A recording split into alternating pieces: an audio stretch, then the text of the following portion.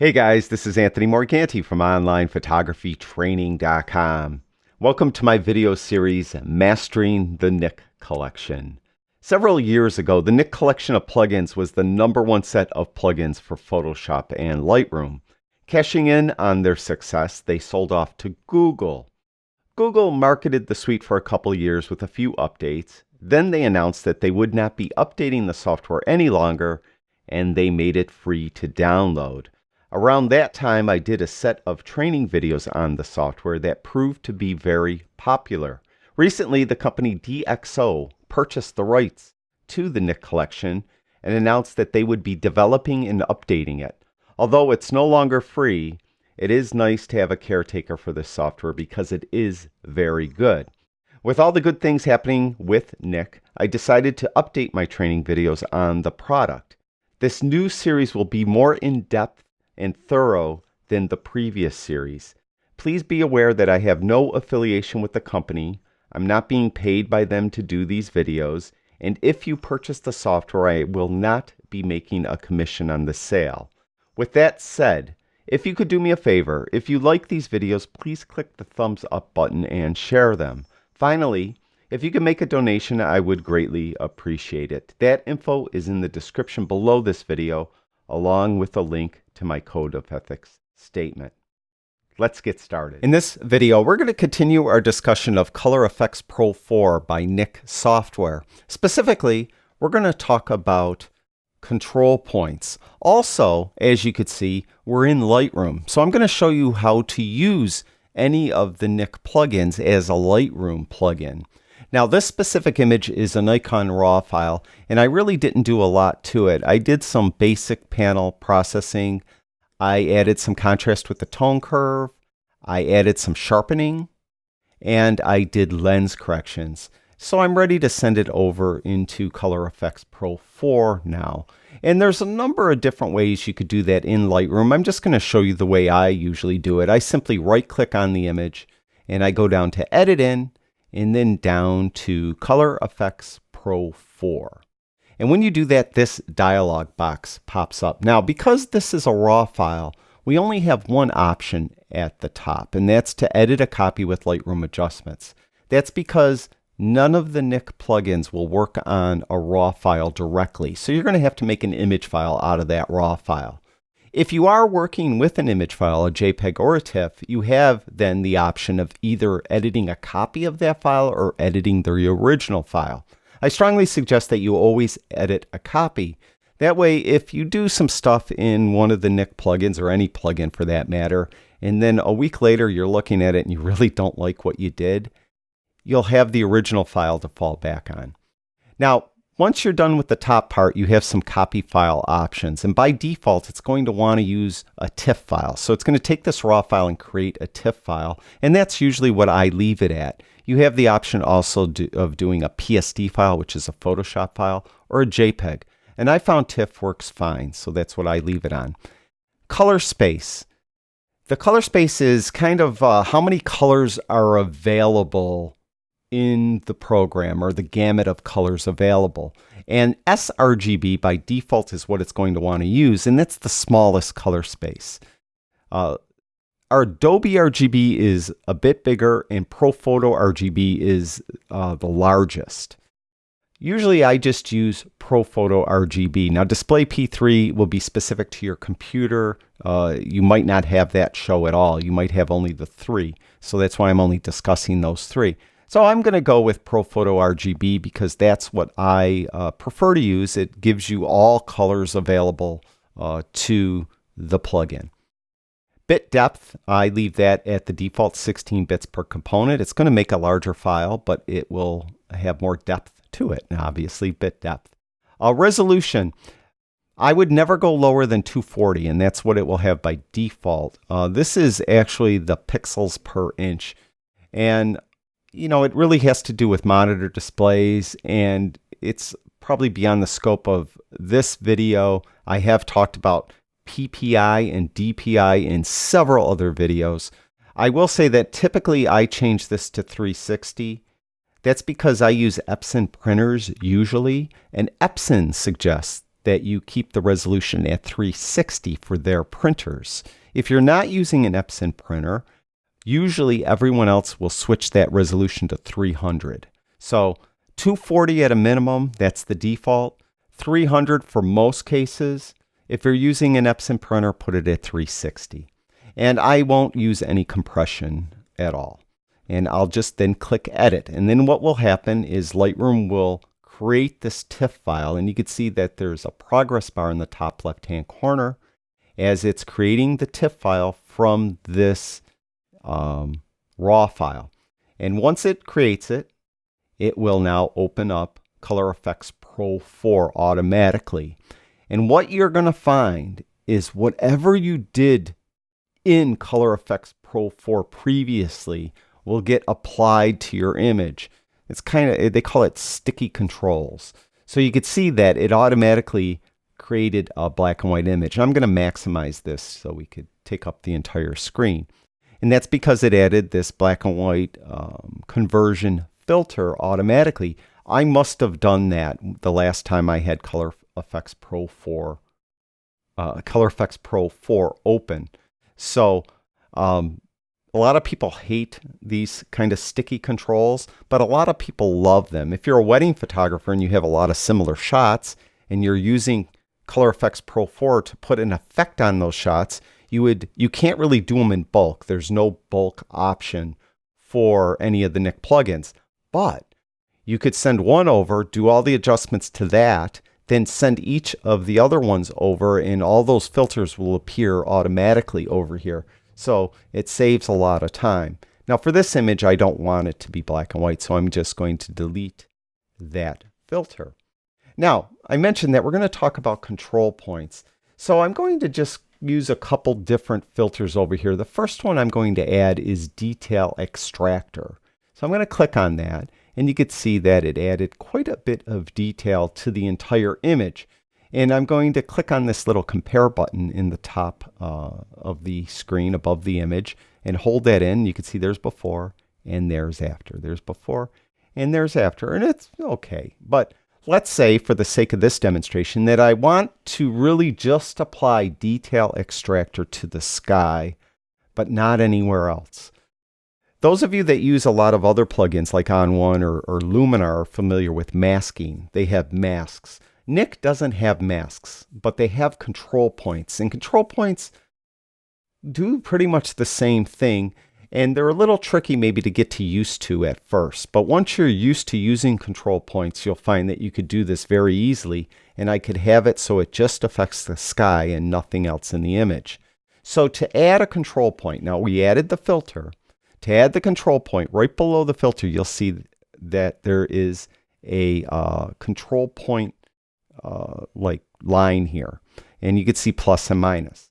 And I want to add this effect in a specific area. So I'm going to click plus. Your cursor will turn now into this bullseye. So I want to add it to the sky. So I'm going to click up here in the top or towards the top left-hand corner, just like that.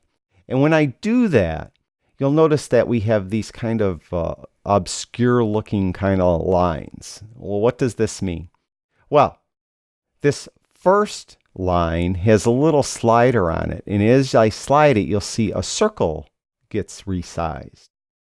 Then below that is opacity, and that's really just the opacity of the entire effect. I could have it all the way down to 0 so it won't affect anything, or all the way up to at 100%, and it's going to put its full effect in that area. And what is that area? Well, I clicked there on the blue sky, and that area encompasses that circle. What the control points do is it looks for texture, color, and tone, and then tries to only affect that same texture, color, and tone that is within that circle. So you could try to encompass everything, but let's just say we're going to stay over here in the left part of the sky. So when I click the compare button now to see a before after, you can see that it's really affecting the sky. but not affecting the buildings or the water below the sky. Whereas before I had the control point, it affected everything. At least this filter affected everything. So that's the nature or the reason why you might want to use a control point. But now you'll notice though that I'm only doing this left part. I probably like to do the right part as well. So I could, as I mentioned, make that circle very big, or I could just duplicate this control point. And to do that, hold the Alt or Option key. It's Alt if you have a PC, Option if you have a Mac, and just click on this little center button and then drag it off. And you can see we duplicated the control point. And this control point is using the same settings that are in this filter. And I could size that so it just affects the sky over there. And now we'll do a before after. There's before and there's after. There's before and there's after. So it's really affecting the sky. And if you look, I'm going to do a before after and look at the buildings and the water. And you can see it's really not affecting those as much. Now, if we want to see exactly where we're affecting, if I roll this little triangle open, this is called an expose triangle, where it says control points, and we could see I added these two control points. The first one I added is on the left, that's control point 1, and the second one is on the right, that's control point 2. Now to the right of those, you'll see these little boxes. If I click on this box, you could see that it turned our image into this kind of black and white negative look. Anywhere that's white is where that control point is affecting. Anywhere that's black, it's not affecting it. So the darker gray it gets, the less that control point is being influenced or influencing those pixels. Now I could click the one below it, and you can see we're doing the rest of the sky. So basically, we're affecting most of the sky, and we're affecting the rest of the image minimally. Now I'm going to turn those off. You could click this little button up at the top, and that will click all your control points on or off, not this view of your control points on or off, just like that. You could also turn a control point off or on by clicking on that box, and that will turn them off or on. Now, let's say I want to expand it a little more. It's okay, but maybe I want it to affect the clouds a little more. Well, I mentioned that the control point, when you put it over something, whatever pixels it's over, it's looking at tone, color, and texture. Well, it's affecting the tone, color, and texture of all the blue pixels that are in that circle of influence. I'd like to move it maybe over something else. So I'm going to hold the Alt or Option key in. It's Alt if you have a PC again, Option if you have a Mac. I'm going to get this other control point. I'm going to put it over this cloud right here, this white cloud. All right. So now let's do a compare. There's before, there's after. Now I think it might have enhanced it a little bit. I'm going to turn control point 3 off. And you can see how it brought these clouds out a little more. Now, for the sake of argument, let's turn this on for a minute. You can see how it's affecting the building here as well. I maybe don't want it to affect these buildings at all. That's where this minus control point comes from. So I could click on this, and by the way, you could leave this in this mode, in this kind of black and white mode, and click on this minus control point, and I'm going to add a control point right on top of this light colored building, right there. Now you'll see it took the effect away from that building. So this control point 4 is a minus control point, and it's removing the effect from that building. And you can see it's on this building as well. So I'm going to duplicate this control point by holding the Alt or Option key in and drag it over to this building as well. And get it to affect that. And I'm going to bring the circle of influence way down on that one, so it's just affecting the building. I could do the same to this one, so it's not affecting the clouds as much. So it's not. So basically, we added 3 control points that are adding the detail extractor filter. I'm adding the detail extractor filter to the sky, blue sky on the left, the blue sky on the right, and the white clouds directly in the middle.